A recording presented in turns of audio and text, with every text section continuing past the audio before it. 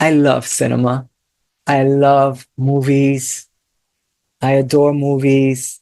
I never had a problem going to the movies by myself in the 70s, going to see Billy Jack and The Poseidon Adventure. But movies like Victor Victoria, movies like The Crying Game, movies like Paris is Burning, seeing that in the theater. Yeah, I remember Victor Victoria, seeing that as a teenager. I was like, oh my God, they're cross-dressing. There's a non-binary aspect. They're gender fluid. Julie Andrews is a man and a woman.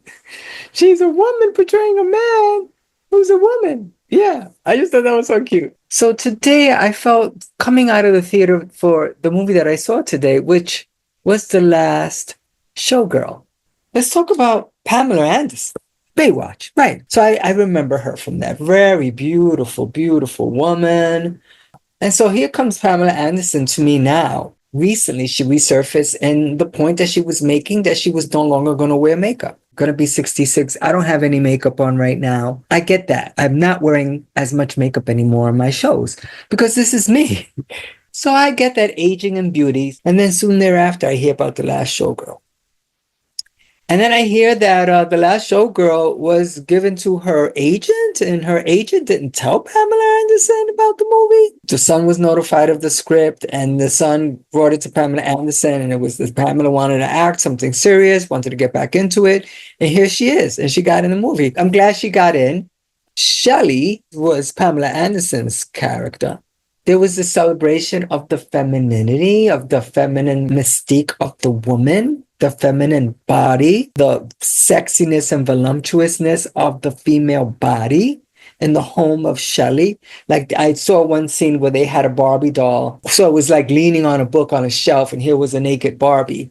And other little figurines and things of dancers and things like that. Shelley's home with the chandeliers and the gold coloring and the lenses they use and a 16 millimeter to get a grainy, very 70s look, actually. The film had a very 70s like texture to it. Though, no, they weren't in the 70s for that. But the Shelley character was cool. I think Pamela Anderson played that really well. To portray a woman who celebrates her femininity and beauty and sexuality, and to also equate her to being a little bit like airheady in the scenes in the beginning, almost like sensing like because of her age, she's forgetting. She's only 57. So like, I didn't care for that. It was a stereotype because of the age. And because she's a dancer and she's a woman, she couldn't be that bright, because she's really passionate about having lived a life, as this showgirl that was celebrated in the Razzle Dazzle show, that she has to be kind of like not fully in touch. I didn't care for that. And though it was really nice to see Pamela Anderson and Jamie Lee Curtis together. And Jamie Lee Curtis is going to nail any role that she gets. And I was disappointed because of that. That was a real cool role. It reminds me of a friend that I met when I moved to Long Beach, California, and I became very, very close friends with an older trans woman named Charlene. Annette was Charlene, honey. Annette was Charlene, girl. That was cute. That was like Thelma and Louise. That was cute. That was a cute friendship. That was cute. That was cute. But I really do think they would have been able to have another actress kick out that role really nicely, because it's kind of tiring when you see the actress playing so many different roles. What was the name of the actress in The Devil Wears Prada? Meryl Streep is amazing, amazing, amazing, amazing, but like she was everywhere. And I find lately like Jamie Lee Curtis is everywhere. And when I saw her in the movie, well, of course she's going to nail this, but it's like, why not give a semi-unknown or a newer actress or actor the opportunity to do that part? Because it was such a cute union of two women, two aging women. And the whole thing about her as a Las Vegas cocktail waitress and the two younger girls were taking over the ships. And then the total eclipse of the heart dance that Jamie Lee Curtis's character did. I just think it made women that age look so fucking sad and so pitiful. So pitiful.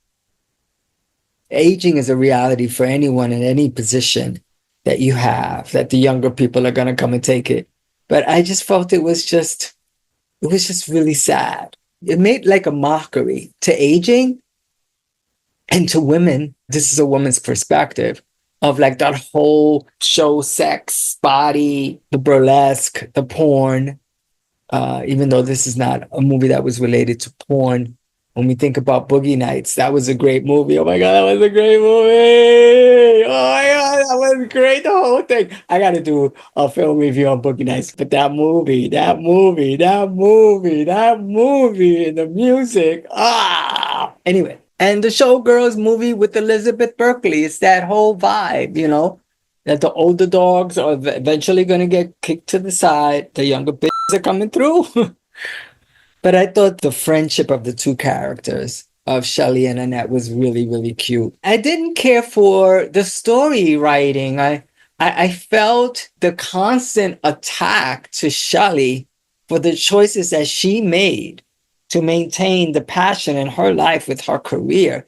It was just like, it was unrealistic to me after a while. And then the acting of the character of the daughter, Hannah.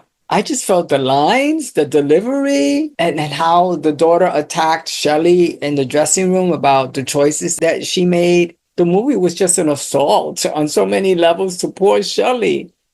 Poor little Shelley with her Barbie dolls in her cute apartment, like living her world, living her fantasies. And then we find out Eddie, who is fine. Now that man, Eddie, that actor. Oh, wait, hold it. Dave Bautista. Oh my God. Dave Bautista. Oh my God. Can you have a man like that call me up, honey, to go out? I'll be his only showgirl. I will be his first and last. You're my first, my everything, my first, my last. Soraya, this is Dave Bautista, my everything. Oh my God. That dude, that actor, that character, that voice, the hair, the skin color, the tattoos. I'll be a showgirl for life, honey. Cause I'm your baby tonight. I'm giving you everything, though the razzle dazzle is ending tonight, baby. I'm your showgirl tonight. Oh my God. Great casting. But he was a little too perfect, actually, I felt. He was a little bit too perfect for me. For the cast, I don't know. It was just like everything about him was just so hot. To me, I was like, wait a minute. And then we find out that that's the daddy of the daughter. And that he didn't give up and help out with nothing with Shelley this whole time, but was going to give her lip service at the table when they went to dinner. Because Shelley was thinking that maybe she should kick back with Eddie a little bit. And then you sit down and Eddie's dogging you at the table. Girl, eat your meat. Yeah, she should have taken that. Bam. I'm not an advocate for violence like that and making a scene, but I'm like, wait. She got dogged by the daughter. And then the man who impregnated her, who is the father of the daughter, is going to read her and say you should have gotten some sort of retail job or a part-time job. And that too was degrading for a woman. I get it. It was supposed to degrade Shelley. It was supposed to degrade a woman aiming for her dreams. But it was typical. We knew it was coming. That's the thing. There was no surprises. Shelley had a fucked up couple of months there, and we got to see it.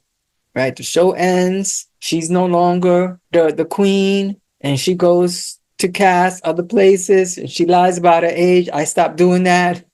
When I turned trans, I stopped lying about my age. As a dude, I didn't want to age. Whatever happened as a trans woman, I let myself just go with my age. I'm proud of it. That audition that she did, she danced well, but it wasn't working. It wasn't it. And I liked the vibe with the two other younger showgirls that kind of considered Shelley a mom, and the one in particular, I think her name was Marianne. I thought that was such a cute little thing that went on there. I know I take on younger people as my sons. Certain groups that I'm in, there's some energies, and I want to let you know that to me, like you're a son to me. So no one has claimed me to be their mom. But I could see how that could happen in that environment. And then Shelley playing sort of airheady and depending on the other two, especially the one of them, the one she rejected when she needed Shelley to be a mom for her at that moment when she came to her door. That was the same time that Shelley got dogged by the daughter. It was a tough scene. A lot of this I've seen before in some way or in some fashion. And I wasn't excited about the plot. I wasn't excited about the delivery, the daughter's acting, that I just didn't care for the lines. It was just too scripted for me. It felt a lot like when I saw The Whale. The way that the acting was delivered in The Whale, it acted its way verbally out like a play. And the scene with the daughter confronting Shelley in the dressing room wasn't convincing for me. The character Shelley was trying, was so happy to see the daughter. And I know resentments, believe me. I know resentments with parents. To get it from the daughter and from Eddie, that fine piece of manhood, in the same movie back to back, and then going on the audition and being told, like, baby, you were cuter and younger and sweeter back in the day, but it's over for you. Realize that it's over for you, And Shelley being not in touch with that reality and then getting really pissed at the two other showgirl friends. It wasn't the job of her two little showgirl friends. They were trying to enlighten her. And then in some ways, Shelley not wanting to be this little hoey bitch. But then again, she's 57. But I'm 65. I could successfully go hoey bitch. And the fact that Shelley didn't want to go there, right? She has some integrity and she wasn't going to play that role, though she could. She could have. She didn't. I empathize with her because in so many ways, myself as a trans woman at 65, because Shelley looked good at 57. I think she had a phone call in the movie from a 20-year-old that she was leaving a message for, where something on the stove burned and she took the fire monitor and threw it in the toilet. And she sent the message. I think she was calling a 20-year-old, a date thing. I get that, Shelley. I get it. But there's so many jobs that I could have if I'm willing to go hoey and go little, hoey. And Shelley didn't want to do that. And I feel that way too. There's a lot of opportunities I could have for sex, for some acting, for some money making that could be totally hoey. But I don't want to do it. That's not what I want to do. So I get it. She was very judgmental, but the younger girls could do it. And the younger girl with the dance moves and showing each step by step, that was funny. That was cute. But I don't know, the foam rollers on the makeup table, the little shots here and there, the shots of the characters in front of the statue, and then the two showgirl things in Las Vegas who look like 10 painted silhouettes of showgirls, and bringing the characters there and doing different things, and the grief and the drama that Shelley was feeling in those shots. I just thought that was so tacky, and it was just tacky. It was predictable. It was like, who thought of those shots? I mean, I went to see Queer, and I'll do a review on Queer. Queer has some great cinematography. I mean, some really good, creative cinematography. This had nothing. Nothing. It was just a real bland story with very good substance, though. I mean, come on, this is not a new story. But it could have been a little bit more edgier, creative, a different actor than Jamie Lee Curtis. So she did an amazing job. Wonderful. I love the tits up in the air Jamie Lee Curtis had. And that hair with the blonde and some auburn. I was like, girl. Oh my God. The pink lipstick. Oh, so holy. Oh. And then that dance she did to that song in Total Eclipse of the Heart. I was like, oh, so sad. There was no hope for the ladies. No hope. No hope. I'm like, that's so sad. Oh, and you're gonna stay on, Eddie, for the circus job because that'll help you with your health benefits and your pension. The reminder of how some of us in creative fields, how we age, and we're like me. But thank God I have my retirement, but I don't have any 401k. I had it and I took it and I used it. I never put back into it. And that is the fear of aging, is that, we could not plan. And for the sake of my creative career, I made those choices where people who were different than me, different than Shelley and Annette, will grow old with nest eggs. That's a reality too. I like that part that was somewhat amplified in the movie. So if I was going to rate this movie, what would I give it? A B minus.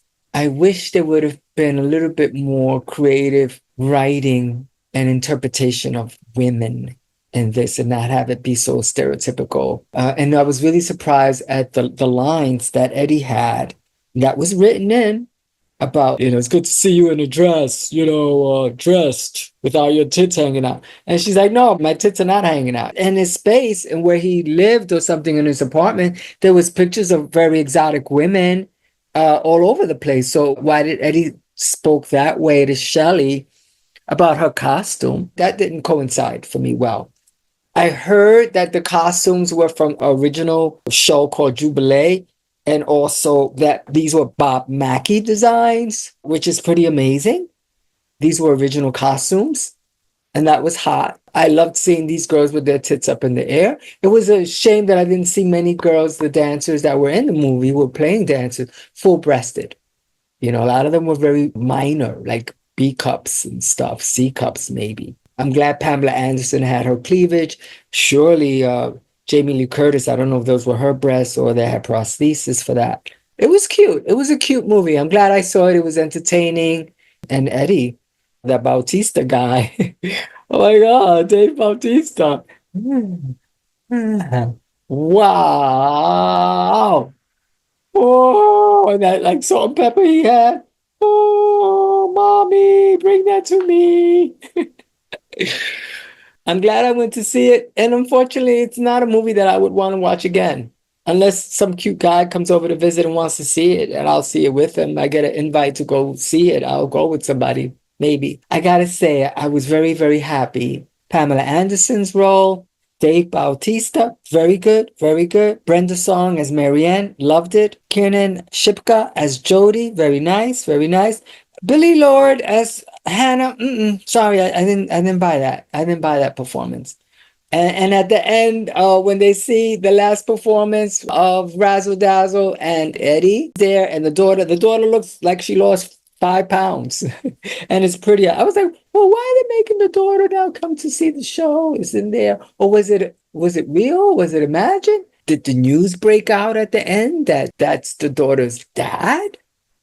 Right? So that's something to think about at the end. So that's it. That's it. I suggest seeing it. I think y'all should see it. I think it would be very entertaining for y'all. It really took me in. I was really glued to everything that was happening and taking a look around and the scenes in Las Vegas. And I think all of that is so intriguing, the Las Vegas showgirl scene. Elizabeth Berkley in Showgirl tops them all. I never saw the Share with Christina Aguilera, that showgirl movie, right? But this was good. This was good. B minus. So I think that's all I will say about this little film that I saw today. Again, I got to see the last transgender showgirl, which is Soraya Sabadell, the queen of healthy Latin cooking. I hope it was entertaining for you. This is just a transgender Puerto Rican woman at 66 in March, her perspective on the movie and roles and stereotypes that we still live by with women. All right, y'all. Thank you. Bye. Trans Mama loves you. Mwah, mwah, mwah, mwah.